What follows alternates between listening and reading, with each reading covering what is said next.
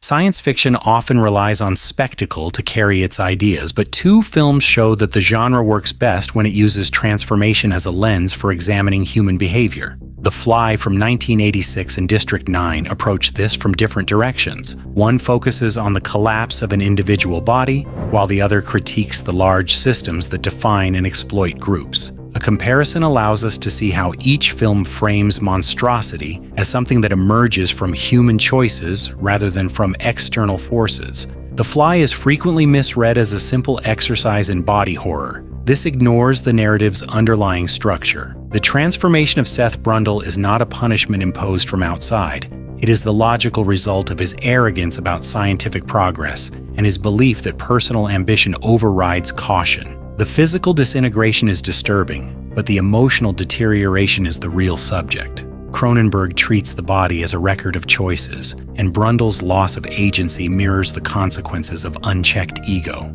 The tragedy works because the film refuses to sentimentalize him. His decline is neither noble nor heroic, only inevitable.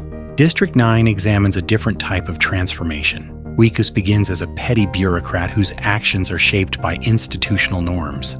His cruelty is not exceptional, it is routine.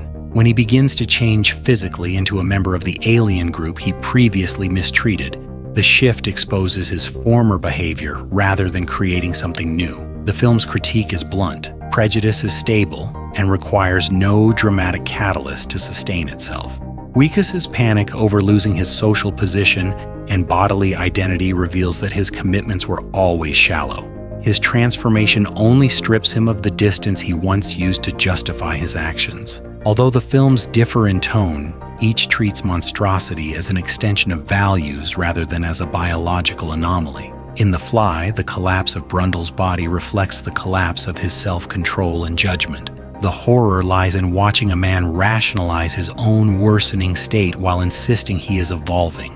In District 9, the biological change exposes a social hierarchy built on exploitation. The aliens are not threatening. They are disenfranchised. Their form becomes a pretext for systemic abuse. Wikus only begins to understand this once he loses the privileges attached to his human identity. These narrative choices create two distinct modes of horror. Cronenberg's horror isolates the individual and interrogates the idea of scientific progress as a moral neutral. It asks whether intelligence guarantees wisdom and shows that it does not. Blomkamp's horror situates the individual within a broader political structure. It makes the viewer confront how quickly ordinary people normalize injustice when it benefits them. Neither film relies on moral ambiguity. Both situate responsibility exactly where it belongs, in the decisions people make when they assume they will never face consequences. The arcs of the protagonists reinforce this. Brundle moves from confidence to desperation, but the trajectory is linear and consistent with his personality. His death is the conclusion of his own logic. Wikus's arc is less about growth and more about exposure. His late attempts at heroism do not erase his earlier actions.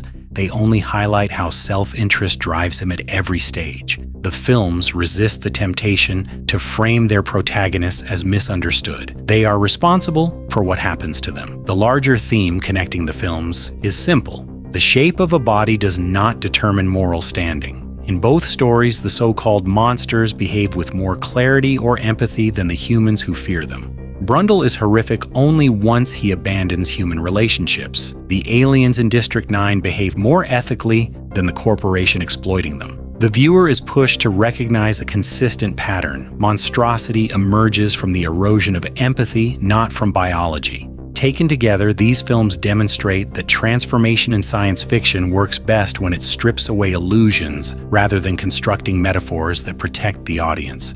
The Fly forces viewers to confront the frailty of ambition and the inevitability of decline. District 9 forces viewers to confront the persistence of prejudice and the comfort of denial. The impact of each film comes from the clarity of its critique rather than the scale of its effects.